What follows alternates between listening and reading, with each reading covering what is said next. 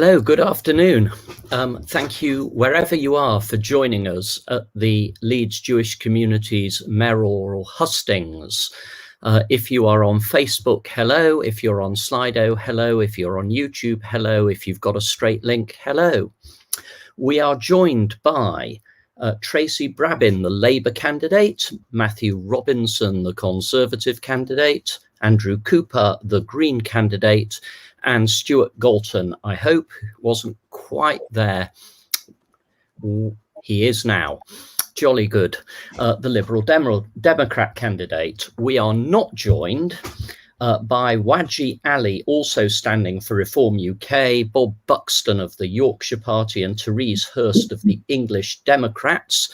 And that is because, in order to avoid the panel becoming unwieldy, we've invited the candidates who are standing for parties with a sitting MP or an elected councillor across the district. So just so you know, there are others standing. This is not about telling you how to vote. This is about you deciding for yourselves. Rules and regulations. For these purposes, all candidates are being treated in alphabetical order according to their first names. So at the beginning, everyone gets 3 minutes. It'll be Andrew Cooper first for the Greens, then Matthew for the Conservatives, Stewart for the Liberal Democrats, and TRACY for Labour. When they come to sum up at the end, they will go in reverse order. Between those times, I will ask them questions. I can see that there are already questions on the Slido website.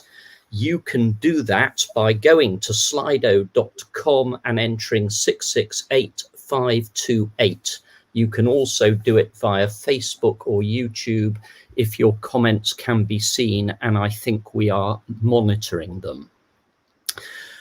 Each question can be answered by each candidate. We'll go round in the order that I choose.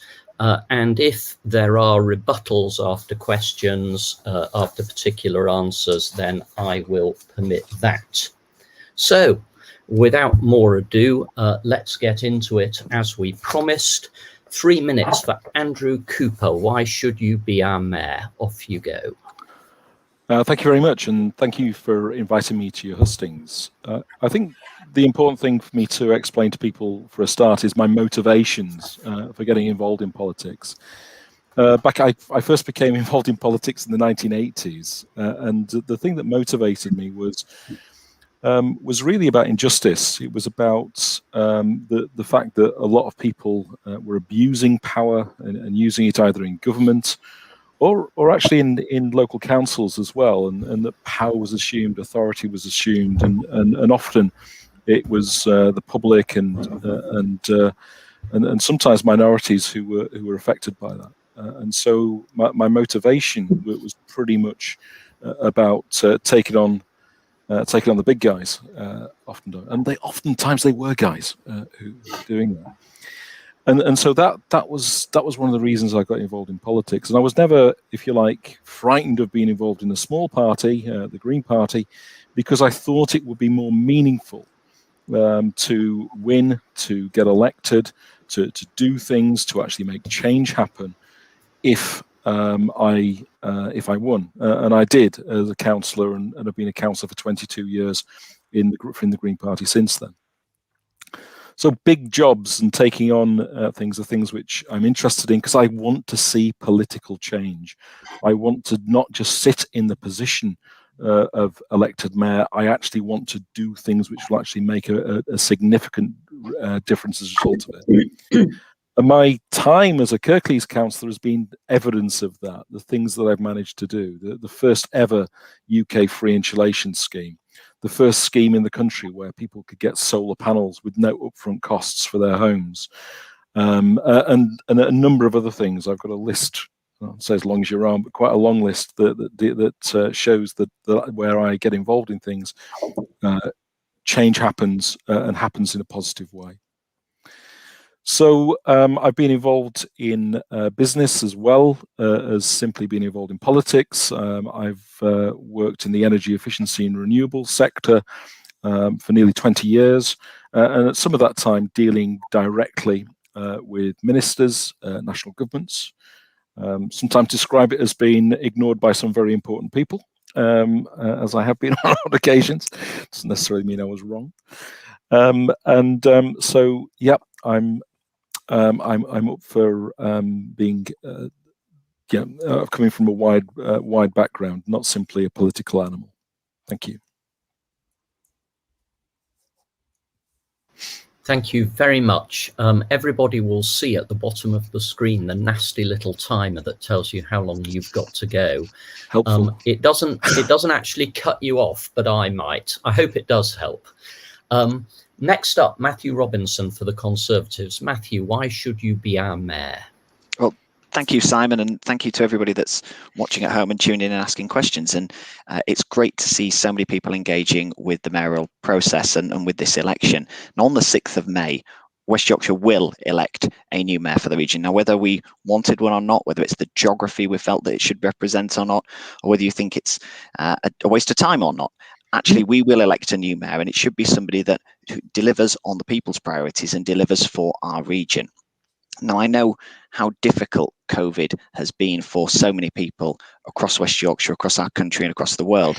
And this is a chance to now bring things back together. It's now time to bring communities back together. It's to build on the things that have drawn us together through COVID and make a success of our economy getting back on its feet. That's why I want to see a championing of new apprenticeships, of bringing decent local jobs to the region, and doing this by working with business, not seeing business as the enemy, but actually seeing business as a partner to help deliver for our economic future and for the next generation here in the region. And we can do that without having to bring in new taxes. We do not need new local taxes. And I've made that commitment that if I'm elected mayor, we won't have new local taxes in this region.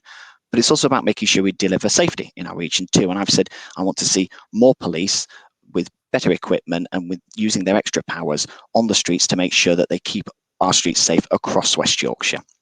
It can't be that it's just enclaves which see the police. I was out today in Dewsbury speaking with people, and they said, actually, what we want to see is the police visible on the streets. We want to know just where our bobbies are. It's not that we need them there all the time, 24/7, but we want to know we can rely on them when the call comes in.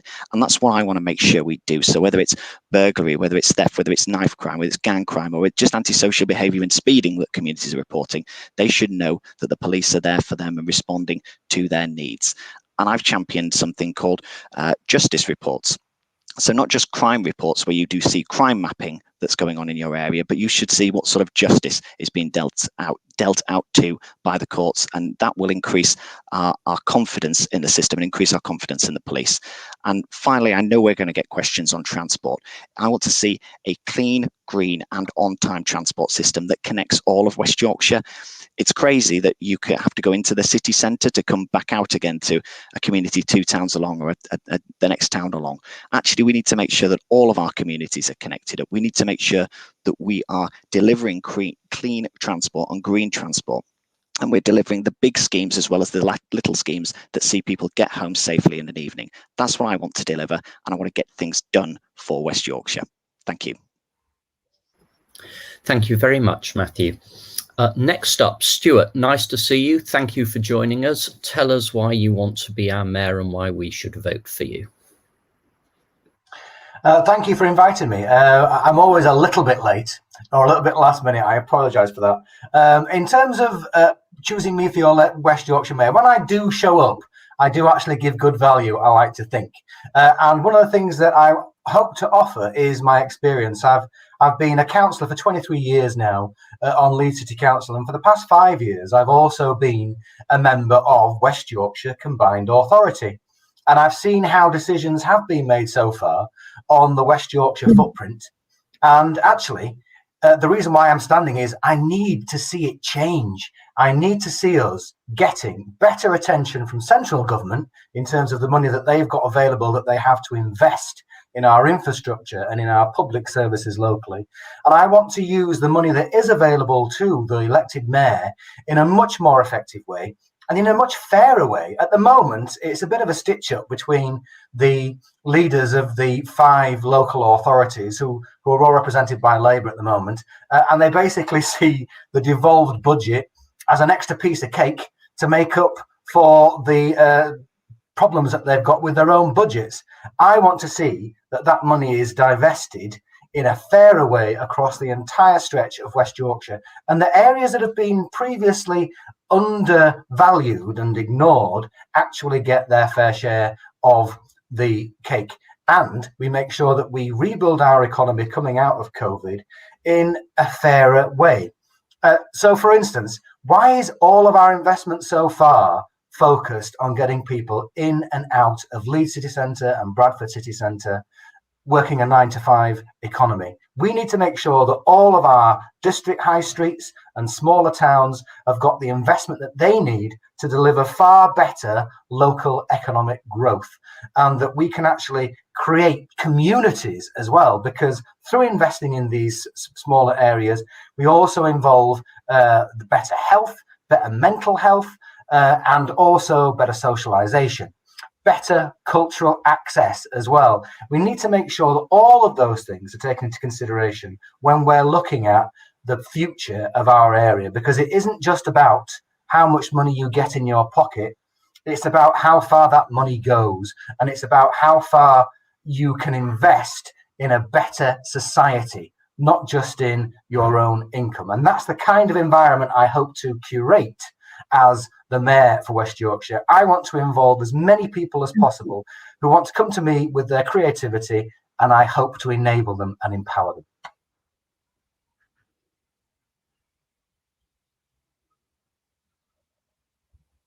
That's me. Sorry, Stewart. Thank you very much. And last but by no means least, TRACY, the Labour Party's candidate. Same question. Why are you going to be our Mayor?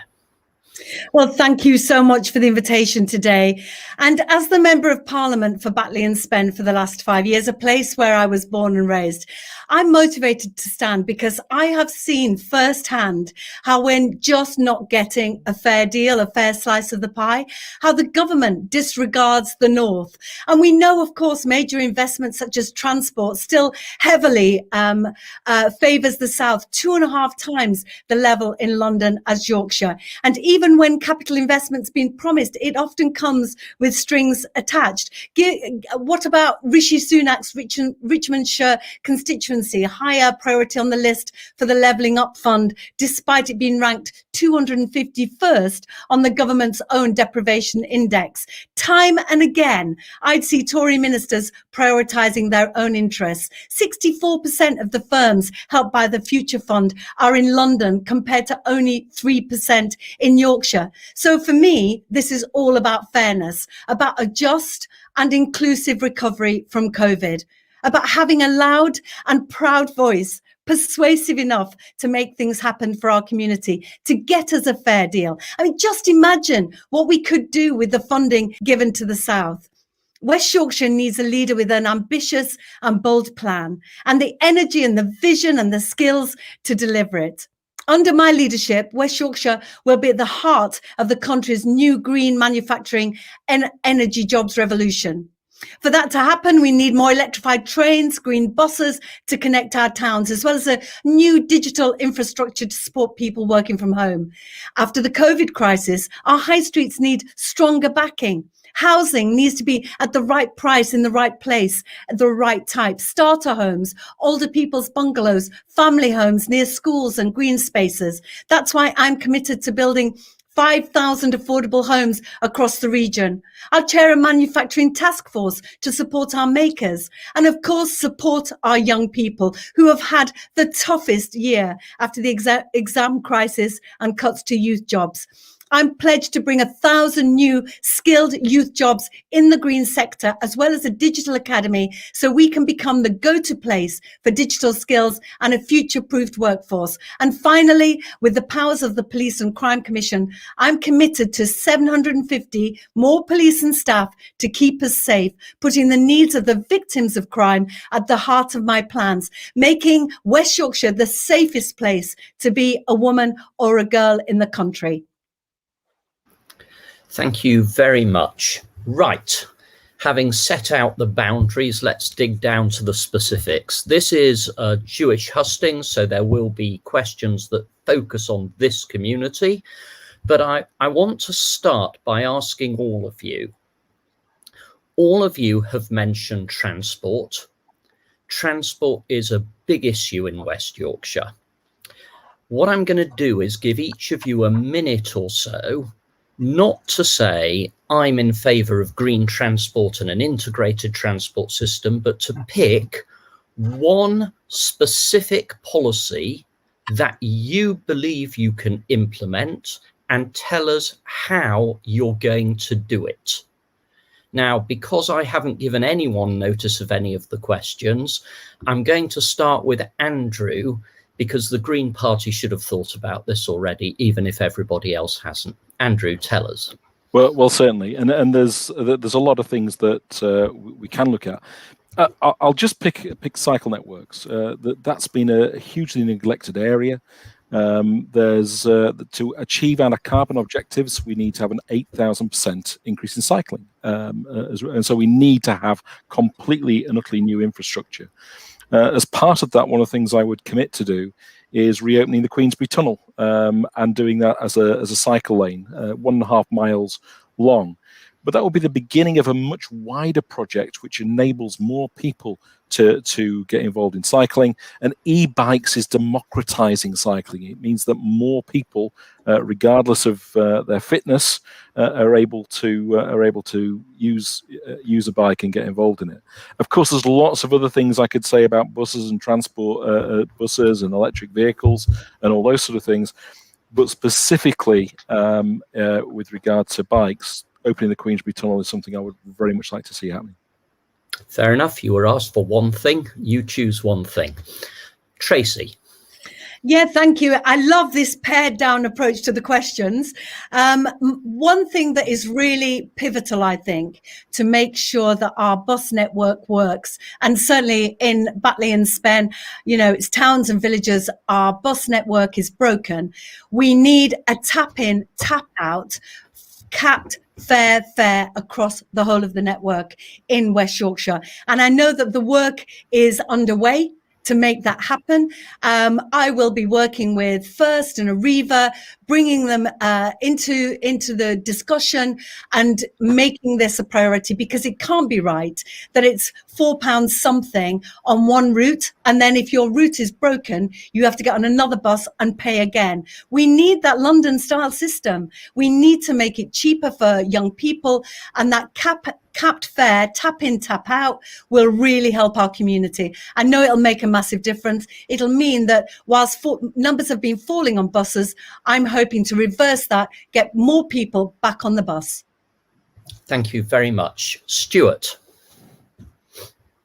Well, I think the candidates could potentially all complement each other, because they could each adopt each of the good ideas that each other have. One of the focuses I've got, as I mentioned in my introduction, is making sure that communities work for the people that live within them. We need to develop 15-minute neighbourhoods so that people can get around where they actually live far more effectively. And as mayor, I would ensure that every ward had their own local transport plan, so that every transport scheme which is delivered from the West Yorkshire Combined Authority actually had to refer to the needs that had already been identified from the communities that the schemes are actually delivered in, and that they would actually be able to enable part of those local transport plans to be implemented. In particular, one of the things that we've learned from COVID is the value of active travel and being able to get out and about and to get to the facilities that you need. And in the future, we need a far more flexible economy, and to enable effective part-time working and allow people to look after elderly relatives or their children, but still be part of the economic workforce. We need to make sure that we have communities that are able to move effectively. So once again, stop that 9 to 5 commute in and out of town, concentrate more on 15-minute neighbourhoods and local transport plans. Thank you. Matthew. Thanks, Simon. Yeah, I think it's always hard to pick out one that will be the elixir for the whole of the region. But one thing that I've been really impressed with is the pilots that they've done in Tees Valley for demand-led transport, where buses have adapted and innovated to use different routes and respond to the passengers and where demand is, rather than specific routes. That's been piloted and been incredibly successful. It's connected more communities, it's connected more people, it's allowed us to connect across borders as well. And I don't just mean in West Yorkshire and the 5 authorities in West Yorkshire, but I'm thinking about down to South Yorkshire, North Yorkshire and elsewhere too, and how we can integrate our transport to their infrastructure too. So you think about York and Sheffield. That's something that I think has got real legs and something that I think could really benefit our region. Okay, I'm going to stay with you, Matthew, because I want just to follow up on transport. One of the big issues is the extent to which it's difficult to communicate round the edges of the whole area. It's very easy if you go into what I would call the central points and then back out again. And there were references to this in your initial statements as well. How feasible is it for the mayor, this is the question, for the mayor to be able to alter what at the moment seems to be an inflexible position? Matthew, I'm going to start with you. Apart from anything else, your party is in government at the moment. Well, you've seen the new bus strategy that's available, and that does come with powers to allow us to do this. As somebody who's a councillor who's represented a rural area with disparate villages and towns around the area, I know how difficult it can be to travel. I know how difficult it can be for people to get to work, and that this is what people want to see. It's also brilliant for regeneration and securing jobs and connecting communities. So there is the power there. It can be done, but I would go even further, Simon. And if I give you a specific example, and I think of this from my own ward, we have many people in my area who want to work in York and do work in York. At the moment, there is not an option really for them to get there. It's certainly not an easy one. Cattle railway station is just over the border beyond Wetherby, yet there is no bus to get them there to have a direct train line to get to York. That's bonkers. We need to actually be thinking outside the box and innovating, and I think that demand-led transport and demand-led transport bus models can do that as well. All right, thank you very much. Stewart. Thanks. Well, I'm afraid Bus Back Better promises much and delivers very little. In terms of us being able to take over our bus services in the way that London does at the moment, we're actually not enabled to do so. The only authority that will be able to do so going forward this year is Greater Manchester, because apparently the timescales are too tight for us to achieve it. If we're going to get across the hubs and spokes that we currently have in our transport system, where all the transport schemes are concentrated on transport corridors, effectively to enable bus companies to make more money by using their fuel more efficiently, by getting to Leeds and out again quicker, we need to actually have far more control of those bus services. So ultimately, yes, we'd like to have London-based controls. And also, we need to make sure that the fare system works fairer for the passenger.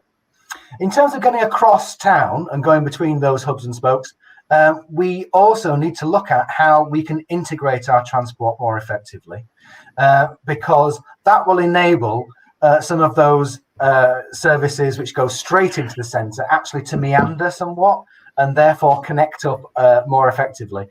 But once again, getting on to Andrew's point about cycling infrastructure, we need to ensure that people feel enabled to get onto their bikes and to walk far more effectively than they do right now. And that's all about making sure you invest in people's mindsets. At the moment, we have bus and cycle lanes, but no study is ever made into how safe it makes cyclists. Okay. Is that over a minute? It's not that. It's the question is, what is the mayor going to do? But we got the answer. Tracy. Thank you. Well, to be honest, we're not going to change the bus network when it's run for profit over people's lives and needs.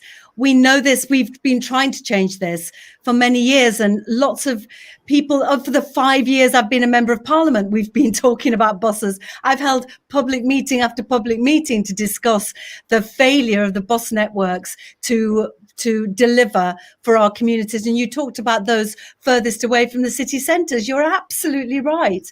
And COVID has actually adjusted people's thinking in a way, and it is a great opportunity, I do think, that it's not about city centre commuting so much now, because so many people are thinking about working from home. So I think the powers are there.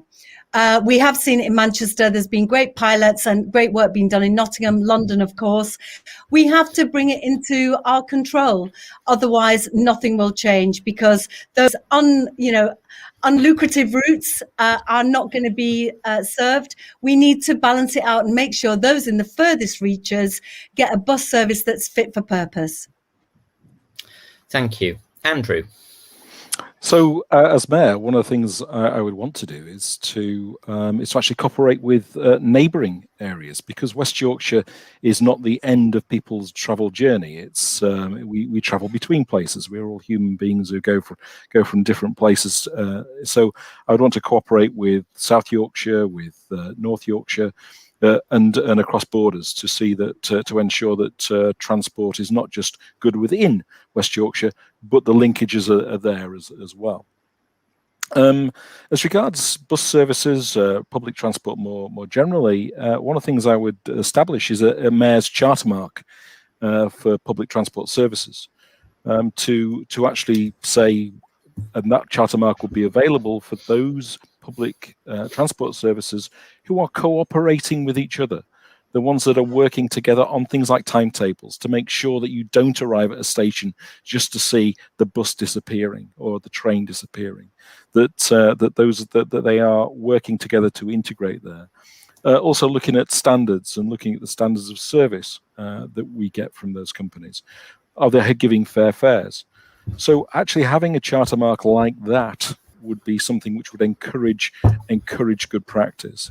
But I also think, as well as that sort of carrot, we also need a bit more of the stick, and looking more at fining, and looking at fining companies who are not achieving standards is another lever we can use, as well as bringing bus services back into public ownership. Okay. Public control, not ownership. All right, public control.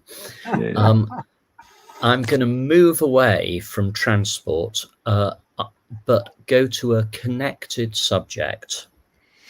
I want to talk a little bit about COVID, and I'd ask all of you just to bear in mind that this community has been particularly affected by it, largely, I suspect, because of the way we gather together.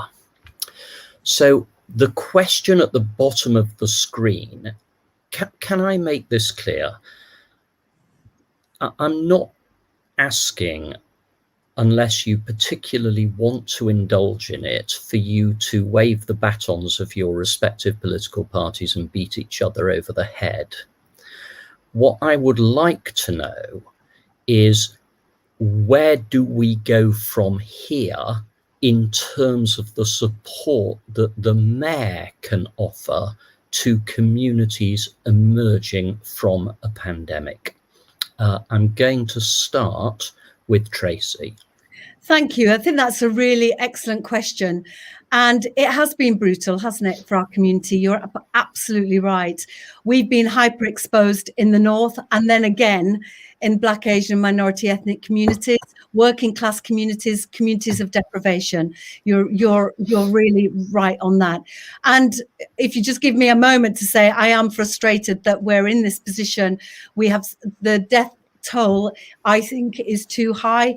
Delays to lockdown, difficulty getting PPE, the frustrations that we've felt in the Labour Party about how it's been managed. Of course, unfortunately, that is the past, and you can't bring back those loved ones that you've lost.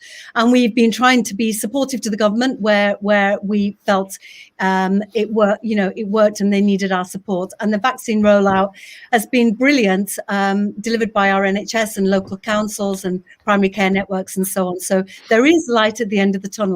So where do we go from here?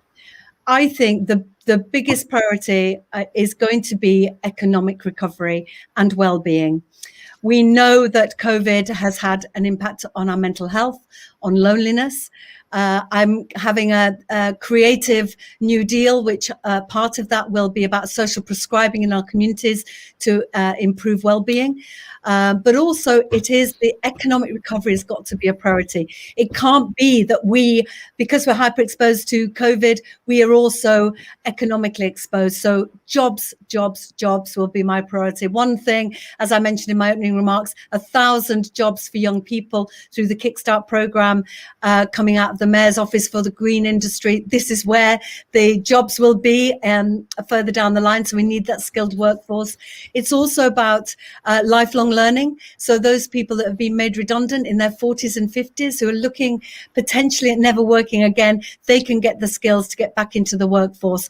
But we have to put our arms around each other and say together that great spirit that we had in West Yorkshire, looking out for each other, supporting each other, that we can do that in our recovery. It's going to be a really bumpy ride, I think, and there's more to come when furlough ends in September. But I think with the right leadership and with the right determination to get a fair share for our recovery, I think we can get there. Thank you very much. Andrew. So we're looking at the Mayor's role in particular here, and obviously when we're looking at things like policing and the policing role, I think we've got to talk to police about dealing sensitively with events where people gather, such as funerals, making sure the balance is right between giving people good advice about the things they should be doing and recognizing that if, say, 35 people gather rather than 30, that there is sensitivity exercised there in those situations. So I think that the way we approach policing is important. Another thing that I think is important for the Mayor to do is act as a voice, and providing a voice for people within communities who need to be listened to, the people who communities will listen to, and giving them a public platform to be able to do that. So that will be a particular value. Now, we're all hoping that the vaccine is going to work and that the vaccine is going to bring life back to a degree of what it was prior to this. But the world is going to be different. And of course, the vaccine may work and it may have an impact. Its impact might not be total. And so we may well be stuck with restrictions for quite a while of some degree or other. They may come back.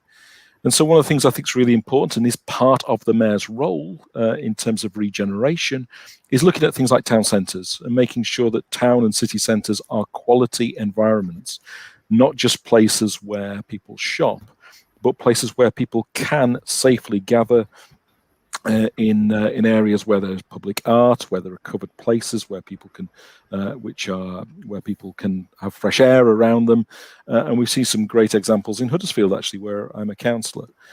So those things are important. So looking at the areas that the Mayor looks at, I think it's policing, giving a voice, and shopping centres, not making town shopping centres, making them a destination that people can safely gather in. Thank you. Stewart. Well, I think the jobs have to be the priority, don't they? Because as we come out of COVID and the public support that there has been from the government for people who are feeling the strain of furlough gets loosened up, we need to ensure that as many people as possible get into alternative employment as soon as possible. Because the longer people are unemployed, the longer that they tend to stay unemployed, and that will have a huge impact on families. And one of the issues that's come forward with the information which is here already is that those who are at the youngest end and those who are over 50 tend to be the parts of society that are particularly affected through job losses due to the way that the COVID lockdown has happened and how we reopen again. So we need to have specific support to those sectors which are feeling the most stress and strain around hospitality, for instance. And the Mayor has some significant investment at their disposal that they can use. And also, we need to make sure the adult education infrastructure is able to fire on all cylinders as soon as possible from when we come out of COVID. And we need to ensure, therefore, that we have a very loud voice going back to government to say, you need to make sure that adult education gets the resources that it needs. The Mayor has a certain amount of that funding, but the government still controls quite a large, significant factor in adult education funding, and we need to make sure that those institutions aren't being undermined, for instance, by the way that they deliver their education at the moment. They're currently allowed to deliver, for instance, just 2/3 of their curriculum under COVID. Under later lockdowns, they're expected to deliver 90%. Otherwise, the government claws back their funding, and that undermines their sustainability to deliver that growth in new jobs for those people that are left unemployed going forward. All right, thank you. Matt? Thanks, Simon. Yeah, I know from speaking with friends and colleagues how difficult it's been for the Jewish community. Usually I would have 10 men at a service for most funerals and weddings, bar mitzvahs, bat mitzvahs cancelled. When I was supposed to attend a bat mitzvah last September, that's had to be rearranged now to next September, and I hope we can be there and celebrate together. And I went down with Rabbi Cohen to Leeds City Centre for the Hanukkah celebrations to light the menorah that's there, and there was nobody in town. I've gone every year to see this, and there was nobody there. It is so important to have that community together, and we've lost that over this last 18 months. But I do believe we will be together again very soon. I think we'll have to follow the restrictions for a little while longer yet. And one of the things that the Mayor needs to be doing is absolutely getting out front and championing the vaccine and making sure that we've got the maximum amount of uptake possible. We need to be making sure that we lead the way on this. The UK and Israel actually are leading the way on the vaccine and innovating and getting this out to their populations. We need to do far, far more. We need to make sure that we are championing this in West Yorkshire, that everybody is coming forward, including those who are reluctant. They understand the science and understand that getting the vaccine is the way out. The Mayor then also has a job to do in terms of our economic recovery. I've already said that I want to see regeneration and make sure we're regenerating our high streets, making sure they are places where people want to spend time and spend their money, where they're family friendly. I want to deliver new apprenticeships and decent local jobs. And that means working with businesses. And I've said I'll set up a Mayor's Business Board. That is where the businesses from across the region, large and small, can have a direct line and a direct voice into the Combined Authority, into the Mayor's office, so they can say where the challenges are, where they're finding problems, where the bottlenecks are, and they can make sure that the Mayor is on their side to help deliver change.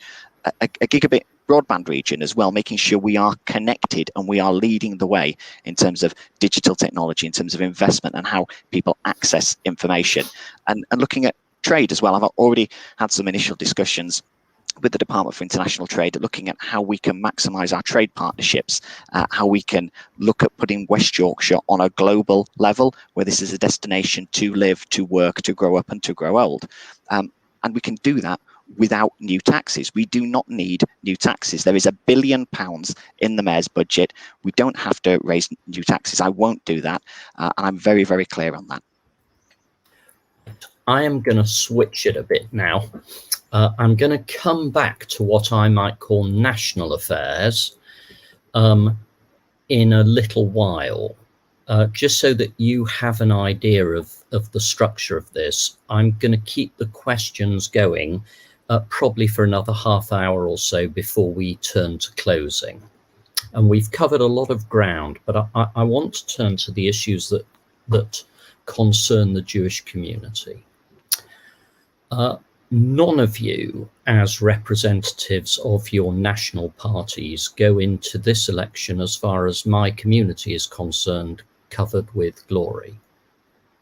Labour is recovering from a 3-year episode in which Jews felt directly threatened, the Conservative candidate at the last general election had to withdraw because of the comments it was found that he had made about Jews, which his party had not discovered before they allowed him to stand.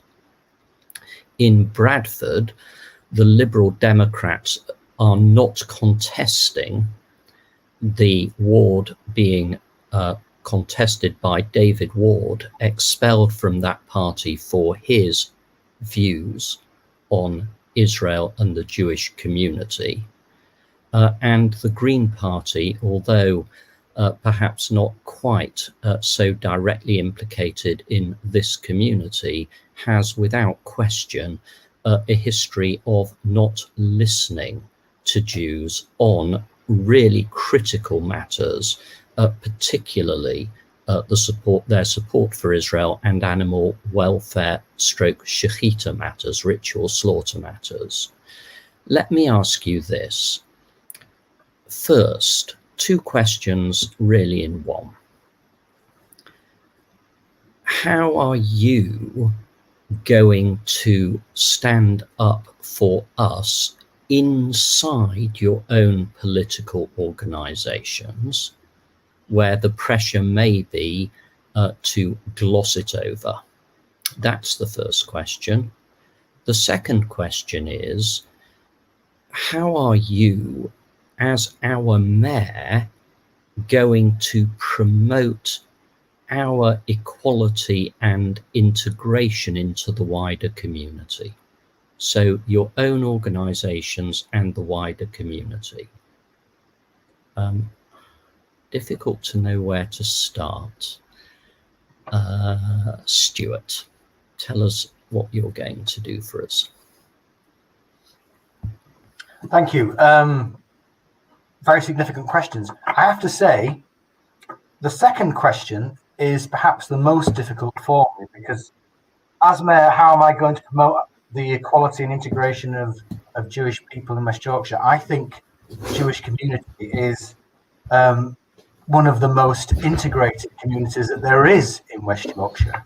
I know that, for instance, in my party locally in Leeds, we've had our only leader of Leeds City Council was a Jewish member of our party. Our last Lord Mayor was one of our Jewish councillors. And the community has always played a very high profile and very significant part in public life. So what I will say to that one is I will always continue as mayor to listen very intently to the Jewish community in whichever role they play, whether that's in the arts, in academia, in manufacturing, and simply as people who live in communities within West Yorkshire, to when they feel that the policies which are being put forward are not up to scratch. You should always be listening to communities in that way. And for me personally, I have to say, I'm a Zionist. I've always supported the right of the State of Israel to exist. And I appreciate that in any party, there is always a wide platform or a wide diversity of viewpoints on some things. But on this one, I would say our party takes it very seriously. Even we have a Palestinian MP or an MP from Palestinian origin, and she has said publicly, I am a friend of Israel as much as I am a daughter of Palestine.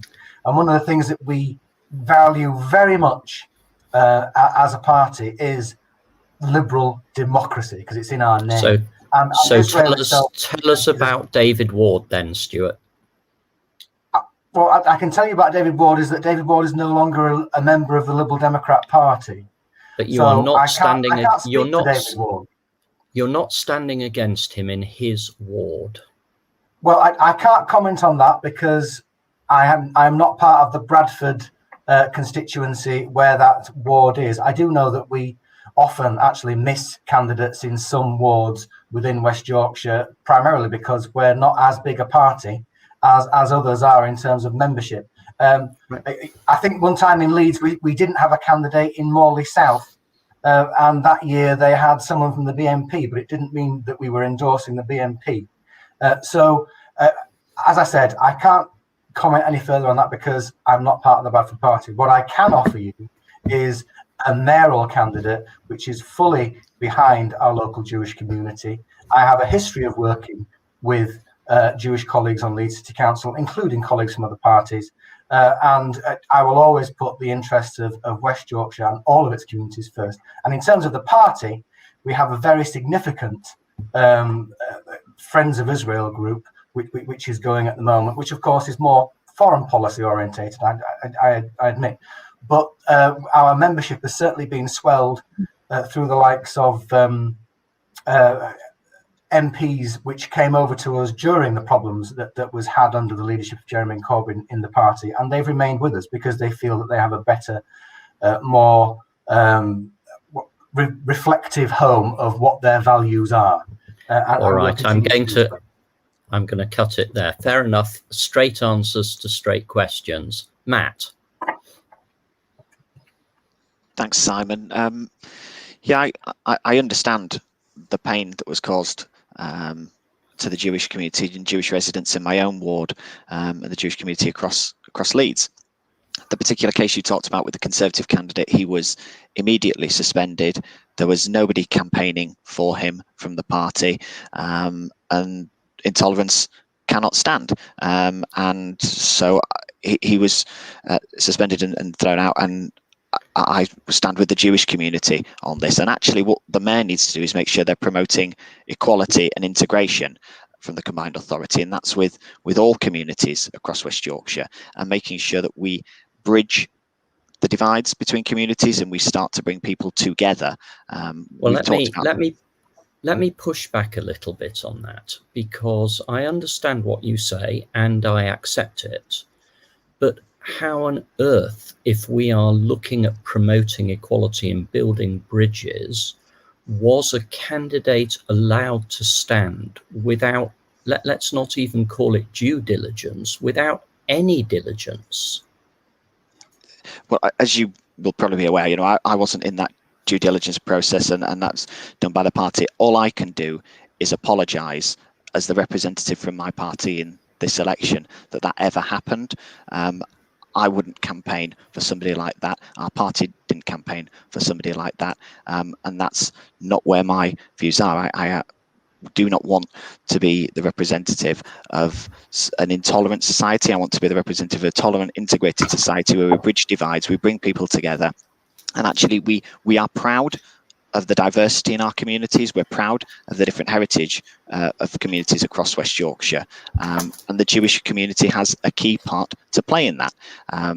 Anti-Semitism has no part in our society. And I would say that this sort of turning of a blind eye that's gone on elsewhere, of people being extrovert characters for saying anti-Semitic views, well, no, that can't go on either. We must call it out and we must speak out, and I'll do that as mayor. Thank you. Tracy.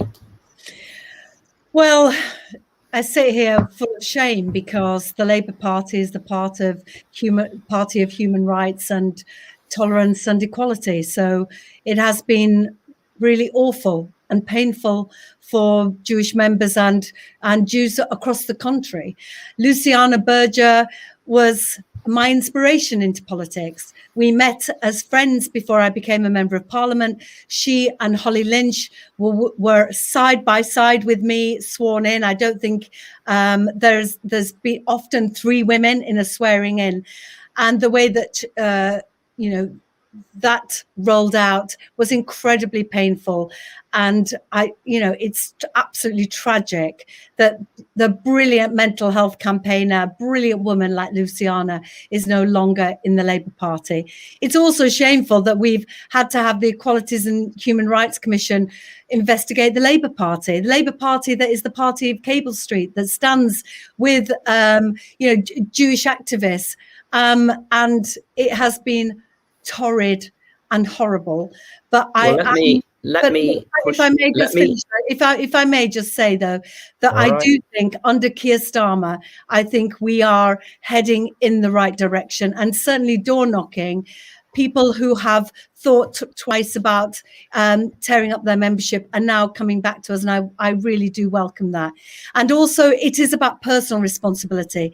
I've been to Israel, I've been to Auschwitz, and certainly as a mayor, and I think this is the nub of your point, is to celebrate our communities in all their diversity, and that's why I will have an inclusion champion to make sure that everything that I do in my office with my team that addresses my desire to be completely and utterly inclusive of all communities, and to right the wrong of what has happened over the last few years. I've got to ask you, because I can absolutely guarantee that watching this, whenever and however they're doing it, Jews watching that reply will ask, where were you in those 3 years where Jeremy Corbyn was allowing the Labour Party to behave as it behaved? Well, certainly a lot of what goes on in Parliament happens behind the scenes. So supporting particularly female colleagues, certainly Margaret Hodge and others, the abuse that they had, and certainly during the election campaign, supporting them in their campaigns to be re-elected and to stand strong against the abuse, and certainly raising points in the Parliamentary Labour Party, putting my name to letters to push the leadership to act.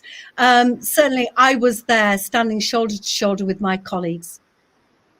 Okay, thank you. Andrew.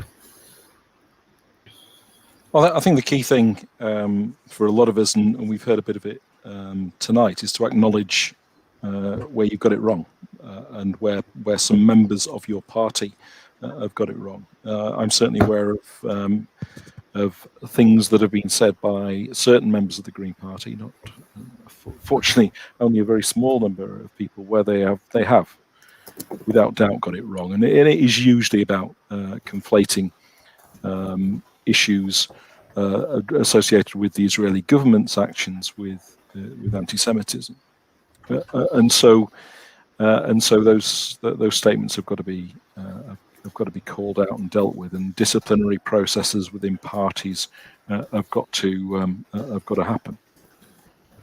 So I think that's important. Certainly, we've got a Jewish Greens part within the party who were a voice for the views of Jews within the Green Party, and taking note of what they say, I think it's important. It's certainly been something which has been applied in the council we control in Brighton, and they produced a statement there about anti-Semitism a couple of years ago to give a very clear view about what our views are on that. With regard to integration, the important thing, I think, is to listen and to find out where people feel they are excluded. And so having that open link to the Jewish community to say, where is it that you're being blocked? What are the places where you feel that your voice isn't heard? And within the mayor's office itself, when you're looking at the things that the mayor does, so you're looking at the business plan, you're looking at the budget, you're looking at those sort of areas, you're going to want to ensure that there is a way in to have some sort of say about what the business plan the mayor is going to operate is. So those things, but I think above all, acknowledging when you've got it wrong, and that's always been difficult for parties to do sometimes. And on this particular issue, sometimes it's come too slow. Thank you. All right, I'm going to stay with the Jewish community, but move on to a couple of specifics. So the Jewish Leadership Council, together with the Leeds Jewish Representative Council, which I have the privilege of chairing, has produced a manifesto for this election, which I know that each of you has had. It is not any part of these hustings to become an exam test over whether you've read it or not. That strikes me as wholly unfair. But what I want to draw your attention to is this. There are 14 pledges split over 4 areas, really. One about schools, one about fighting anti-Semitism, one about support and social care, and one about culture. I'm going to ask you each 2 questions. I have to say I expect the answer to the first one to be no, but I thought I ought to give you the opportunity. Is there any pledge of those 14 that you do not support? That's the first question. And if so, what is it that you don't support? On the assumption you do support those pledges, can I ask you specifically about Jewish social care? Jewish social care is very expensive compared to non-Jewish social care, largely because Jews need kosher food and often the facility for a lot of family support. We have a welfare board and a housing association. Do you have any specific plans to support our social care structures? So the first question, is there any pledge you are not prepared to make? Which one and why? And the second is, what plans to support the community's own social care structures? Tracy. Well, I'm so sorry that I haven't read the pledges, and please forgive me for that. No. But from what you've said, it doesn't sound like there's any that I would not support. And from this conversation, it sounds like we are all absolutely pulling in the same direction. So forgive me on that, but it sounds like it's a no. And when it comes to social care, I think you're absolutely right that this is going to be a more bespoke offer for various communities around West Yorkshire. We have seen, haven't we, the crisis in social care exacerbated by COVID, but also the fact that the staff in our care facilities and in our homes, they are not valued in the way that I would like them to be valued. So it's a multifaceted approach. One, we have to make sure that we pay our social care staff a proper wage for the work that they do. When 1 in 5 jobs across West Yorkshire are under the living wage, I can imagine a fair number of those are in social care. So that is about celebrating the role, professionalizing it, making sure people are paid properly. The other part of the strategy is also about housing. I'm determined to make sure that we have the right houses, the right homes that are built for the right community at the right price. Homes that are built for life as well. So you're talking about particular needs, and they are often disregarded from house builders who just want to, build stuff that sells quick and move on and take the profits with them. I think if we are to have a kinder, more generous society, which is something I really hope the mayor can deliver, building on the kindness we've seen through COVID, we have to understand that needs are different across the communities. And I will be working closely with you to identify locations where we can build new homes, where we can renovate ones that are already in existence, make them greener, more efficient, and nicer places to live, and also to support the community and the families who are obviously at times would be very anxious, certainly during COVID, about the well-being of their loved ones. It's a really, really important sector that is often disregarded. As mayor, there is no power over health, but there are things that the mayor can do regarding housing, pay, etc., that I can contribute working with you to make life better for our elders in the Jewish community. Thank you very much. Matt. Sorry, I'm muting myself there, Simon. That's a phrase of the year, isn't that? That I'll just unmute It is. myself. It really is. Answer to the first question is no. In terms of your second question, as Tracy's just said, there are no direct powers that the mayor has over health, though I am interested in using the convening powers that the mayor has of bringing people together, and it is a big forum that the mayor has and a loudspeaker to bring people into the room. I know the Jewish Welfare Board, from being a city councillor in Leeds, has done a lot of great work with Donisthorpe Hall down the road, and persuaded the council to help a little towards the cost of kosher foods there. But I think there's more that can be done, and I would want to make sure that if it's useful to you, that there's a meeting very early on, and we can discuss this together and what we can take forward and how we can work with councils across West Yorkshire to make this case, and how we can build this in to our plans for the combined authority too. Thank you very much. Stewart. Well, thank you. No to the first question again. In terms of the care system, it has actually featured as one of the areas where I would like to play my part as West Yorkshire Mayor, because I've been concerned through my experience as a city councillor at the way that our care system has been depleted in terms of its local accountability, and how it's dominated by ever larger corporations delivering care. And the conversation that they have with councils is generally about how much more cost can you shave off so that we can enable to have this care within our budgets. We need to refocus and make sure that care is delivered in a community setting.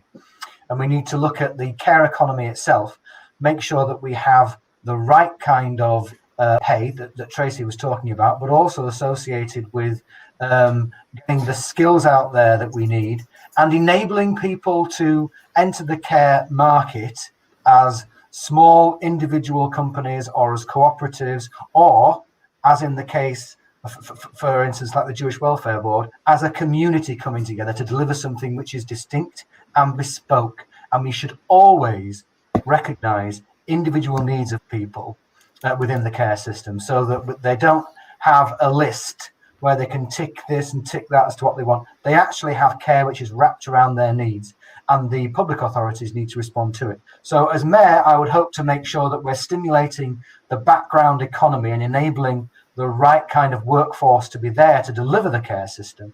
But it would also be that power of convening that Matthew was talking about, in talking to local councils to ensure that they're part of the process as well, so that they're able to enable it to happen in the communities where they are commissioning services. Thank you. Andrew. No.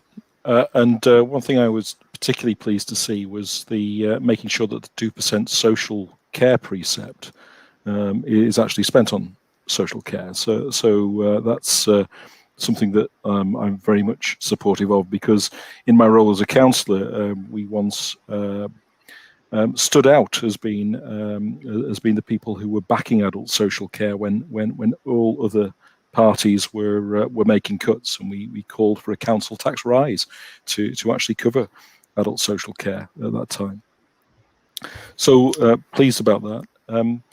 The issue about space standards, I look at that and I think, wouldn't it actually be great if that just didn't apply to the Jewish population, but it was because often I see space standards in homes and I think they're very, very poor, and I don't think it necessarily matters what your faith is or what your background is. Everybody should be able to have the space standards that they need to enable people to come together. Together, we should be a more sociable society more generally, and so happy about that. Specific support, I think, looking at what the mayor can do in terms of social housing. I mean, one of the things I'm very keen on is making sure that we stop the right to buy council housing, because it diminishes public housing, which is a public good. And we ought to be able to have more choice in terms of the housing that we have. And so supporting public housing is particularly important. So suspending the right to buy is certainly something I would ask for as mayor, but it also means that we can expand the social housing sector so much better. I mean, Tracy talks about 5,000 homes. I wonder how many homes we lose due to the right to buy that's been supported by successive Labour and Conservative governments over the years. So yes, we do need more social housing, and yes, I would want space standards to be higher, and I think that would benefit the Jewish community as well. Thank you. I'm going to move on to a topic that I want to address briefly, and I gather the guys in the back room can put you up a minute timer, and that's what I'm going to ask them to do. That's because the question is about Brexit. There are two things you ought to know. One is that the Jewish community, with all deference to those who thought exiting the European Union was a good idea, the polling shows was overwhelmingly in favour of staying. And the second is everyone accepts we've now gone. The question is this: now that we are transitioning away, do you consider Brexit to have been a success? Now, you ought to be able to answer that in a minute, and that is all you're going to get. Well, let's start with the person who may find it the most difficult of all, Matthew. You say the person who might find it the most difficult of all, but actually... I only said may. Well, a democratic decision was made by the whole of the country, and you know what, I was of a view that we abide by that democratic decision. I actually don't think Brexit is a snapshot in time either. It's a process that we go through, and there's a process now to actually build trade deals and improve our trade deals, to actually improve links around the globe and stand on our own 2 feet as well as a nation in the whole of the world. There's a lot that is done right by the UK across the globe, and actually I think Brexit could be an opportunity for our country, because there are so many people and so many communities that felt forgotten that they voted to leave the European Union. Actually, now it is about making sure that we deliver for those communities. It's about making sure we regenerate. It's about making sure we provide jobs. It's about making sure we talk about their priorities and make sure we come together as a country. And I abide by that democratic decision. I would hope that every party abides by that democratic decision as well. Stewart. Well, I don't think anybody's advocating civil unrest now that Brexit is upon us. I have to say, though, that the slogan that was at the last election was to get Brexit done, not to let's make a Brexit a process. And I think the problem is that the realities of Brexit have created tensions in our economy and in our internal union, which are very destabilizing and potentially are taking away the attention that we should be spending on rebuilding our economy and making sure that we have a more equal society going forward. Brexit isn't helping levelling up, it's actually making it more difficult. And I hope and pray that actually we will deliver a positive future out of something which has been made far worse than it had been 2 years ago. Thank you. Andrew.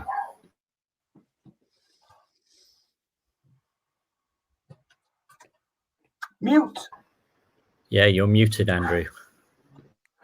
A democratic decision. Well, if we look at the mess that was the Brexit referendum, it's not exactly a brilliant example of democracy in action, was it, really? And were the arguments really fully understood, or were some of the reasons that people wanted to come out properly explored? Certainly, I think a lot of it was about some of it was about xenophobia. I think quite straightforwardly. And the general election, when we looked at the general election, which got Brexit done, which I think was a very inadvised general election, that general election was won, if you like, by a majority of parties which did not support Brexit. So there we go.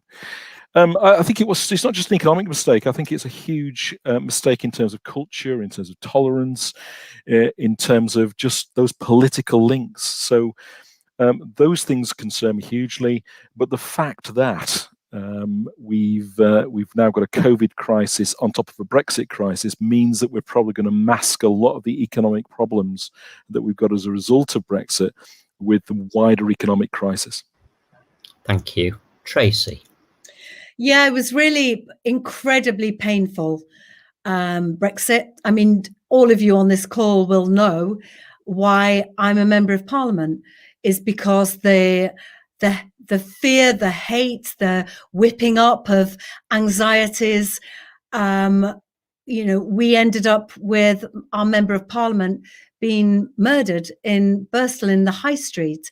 Now, obviously, there were a multitude of reasons why potentially that happened. He was proved to be a white supremacist, but certainly the Brexit conversation had unraveled our communities. Now, I also picked up a lot of that fear and anxiety, and the 2019 general election was horrendous. I had to have police at my surgeries for the first time ever because of the hate that I was getting because of the Brexit.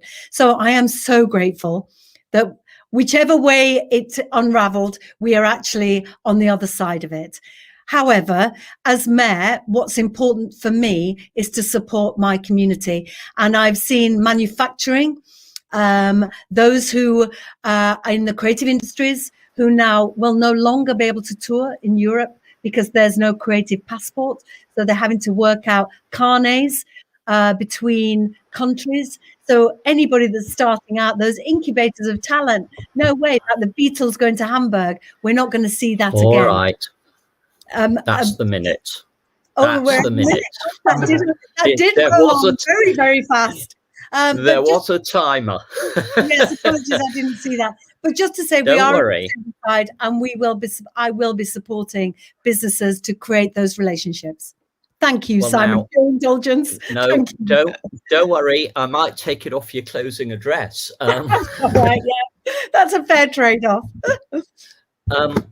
I'm going to let you close now. There are a couple of questions I haven't asked, but that you've all touched on.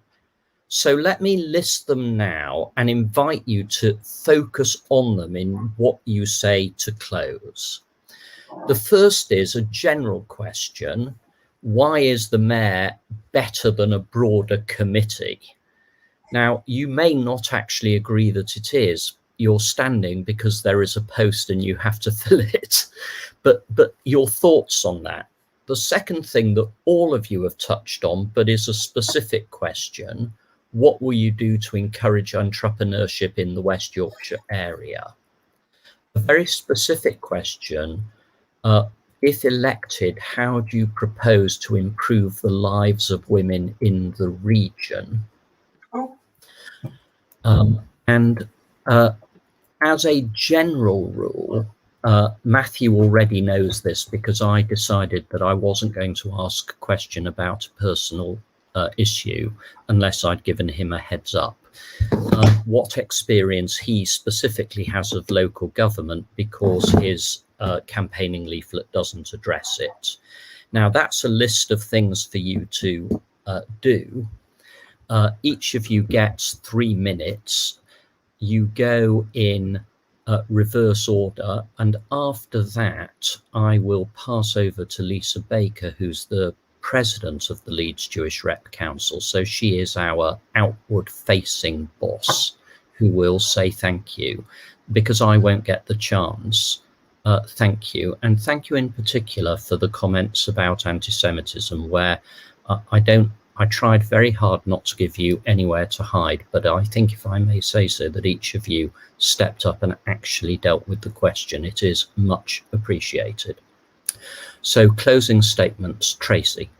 Thank you so much. And it's been a real privilege to be here. Some very robust questions, and hopefully you've got some answers that will help you when you go to vote. My closing words, I think, cover all the questions that you've asked. So I'm going to be a full-time Northern Mayor, a strong Northern voice standing up and speaking out for all our communities across the region. I'm optimistic. I'm positive and I'm rooted in Northern pride. So instead of cronyism, everyone will get a fair deal. And as leaders, they have to step up and stand up to government to be a champion and an advocate for the region, reaching out to international businesses as well as inward investment. And it fills me with pride to also know that if I am elected, I will be the first ever woman Metro Mayor in the country. And that certainly does affect every other bit of the department. When there is a woman at the top, things do change all way down the leadership ladder. As a member of the Women and Equalities Select Committee in Parliament, equality and diversity will be a priority, which is why I'll appoint an inclusivity champion to ensure all the voices across the region are represented. And one of my manifesto commitments as the Police and Crime Commissioner is to make West Yorkshire one of the safest places to be a woman and a girl.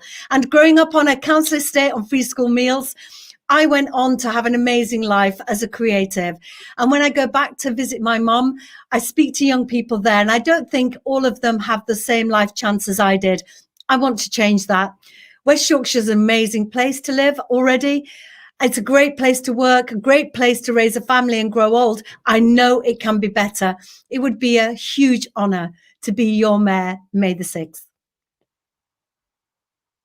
Thank you very much. And you gave me the minute back. I'm terribly impressed. Stewart, your opportunity. Okay, thank you. By the way, this has been one of the most interesting hustings I've been to, primarily because Tracy's here to share it with us. But more importantly, there's been some very difficult questions to answer. In terms of what would I offer as a mayor and why is a mayor better than a committee, I'll answer that directly. A mayor is not better than a committee. And the mayor comes with something called the West Yorkshire Combined Authority. There will need to be a lot of listening. There will need to be a lot of discussion to make sure that the decisions that are made by the mayor are ones which are felt and experienced equally across West Yorkshire. The mayor needs to make sure that they're not in the office all day. They need to be out and they need to be talking to people. We need to make sure, in terms of enhancing that entrepreneurship that was mentioned as well in the second question, that we're not just deciding what we're going to do before we get in and creating gimmicks and targets that are meaningless without understanding the apparatus that's there to deliver them. I've been on the Combined Authority for 5 years. I know how it makes bad decisions, and I can definitely make a difference to make sure that it makes better decisions. And part of that is about listening to industry. Part of that is about listening to people who deliver education in our area. We need to make sure that everybody gets an equal access onto that ladder of success. And one of the things that I will do in particular as part of my responsibility for crime and policing is to try and make sure that fewer young people go into criminality as much as possible. We need to make sure that they are enabled to take forward their potential through the education system in the best way possible. And that is by enabling their parents to be confident in the support that they give to their education. And that's why part of one of the priorities for adult education that I will have is to get people who've been let down by the education system as children to come back as adults and refresh their skills and get themselves back into the market and be able to help their children form the next generation who will have even better outcomes than we do. In terms of transport to get around, as I pointed out before, I want 15-minute neighbourhoods to make sure that our communities work effectively and we can actually be really good neighbours and work and live and play in the same place if we can help to, instead of sitting in the congestion on the morning run every morning. And more importantly, we need to build back greener. I want to make sure that our rural economy is running just as effectively as our urban economy. We need to make sure that we've got new renewable energy investment in our area so that we have greener electricity, and also to ensure that everybody is able to live in an affordable, warm home at low cost. Bang on the time. Matt, your chance. Thanks, Simon. So I'll address the question that was specifically about my record in local government. I've sought to improve Linton Bridge after it collapsed in the 2015 floods. I worked with our MPs and the government to secure 3.5 million to rebuild it, and I'm working with the Environment Agency on flood prevention and flood prevention schemes there. I've secured and worked with the community to get over 100 grand for Shadwell Playground, for Scarcroft Playground, to make sure that facilities are there for young people. I fought to protect the Greenbelt as well, and we've succeeded in protecting so many Greenbelt sites across my own ward, and as Mayor, I will fight for the Greenbelt too. And I must be doing something right because they keep re-electing me in the Harewood ward. But if I win this election, I won't have the chance to be a councillor anymore, because you cannot be a councillor and or an MP and the Mayor. And so it can't be a pledge to do it full time, because you have to do it full time. And I am fully committed to making sure that I do that. There was a question about the lives of women. As a councillor, I have made sure that I've stood up to work with women's groups on things like endometriosis, which is an incredibly debilitating condition for so many women that denies them access to certain parts of healthcare. It means that they aren't able to access jobs, and there's often a lot of prejudice comes with it, and a lot of education that needs to be done. I've stood up and asked questions in council about how the council seeks to bridge the gender pay gap, and how we argue for jobs for women as well, and making sure that women are fairly represented in the workplace. I've done that as a councillor, and you can be damn sure that I'll do that as Mayor. And I want West Yorkshire to be a land of opportunity. I want small businesses and entrepreneurs and the startups to succeed. I want to make sure that the combined authority is on their side, and we are backing business in the region, because that's not just good for our region, it's good for not just good for our economy, it's good for our society, it's good for our communities as well. And I want to make sure that we're tackling climate change in the region. We've not had any questions really about climate change, but actually there is a lot we need to do in this region. We need to make sure we're delivering the Northern Forest, that we are retrofitting homes, that we are making sure that we build sustainable homes in the right locations as well. I want to make sure that we've got more police who are visible on our streets, that they've got the equipment to do the job, that they are keeping every single community safe, that we are seeing the justice that goes out, that's been dealt out, just as much as we're seeing the crime figures that come through, so that confidence in policing increases. I want to make sure that we have new opportunity areas. Bradford has an opportunity area where the schools come together and they share best practice. I think we can go even further and make sure we have new opportunity areas across the other authorities, bringing the universities, the colleges, skills partners together, and how we make sure we deal with, make sure that there are jobs available for young people, for the long-term unemployed, for those who are vulnerable. So my commitment to you is all of that, but it's also that there are no new local taxes, no congestion charge, and no play in politics with me as Mayor. So please give me one of your votes on May the 6th. Thank you very much. And finally, from the candidate's perspective, Andrew. Okay, so why not a broader committee? Why a mayor? Well, I think it's a great question. And when I look at the Greater London Assembly, which is elected at the same time as the mayor, you have a committee that's elected by a fairer voting system, which greater reflects the views and opinions of the people of London. And that Greater London Assembly holds the mayor to account and also has to sign off the budget. So if that's okay for London, why is it not okay for West Yorkshire? And it's what I was arguing for during the whole devolution process. But the Labour leaders of the councils, they went for this process. So yeah, very concerned about that. And one of the things I would do, I'm not happy with the mayoral combined authority arrangements. It's going to be leaders of local councils, and it all sounds far too cozy to me. And it also sounds very unrepresentative of the views of a broad section of people. So I'm very concerned about that. And one of the reasons I described it as undemocratic. Entrepreneurship. I think one of the things that the mayor's got to do is help with the heavy lifting, with particularly when we're looking at climate change. We're going to be looking at new technologies, and where we're looking at new technologies, I think that the mayor's got to help with that and help with the heavy lifting in terms of finance, but also in terms of training to enable business to to not have to take all the strain. Improving the lives of women. My nominated deputy, and three of the parties here represented and I tell to their deputy is Hawaran Hussain, who's a woman, a former deputy mayor of Bradford, and a councillor for 16 years. And so asking women is really important. My 2 ward colleagues are Greens, and I asked them to stand. And so I'm in a gender minority in my local ward, which I'm quite happy with. Local government experience, I've been a cabinet member for 5 years. I've been a member of the scrutiny panels for goodness knows how many years. I was one of the 24 members of the UK delegation to the EU Committee of the Regions, which looked at local government policy as it was affected by the EU. I've been a member of several local government association policy boards dealing directly with government ministers on policies that affected local government.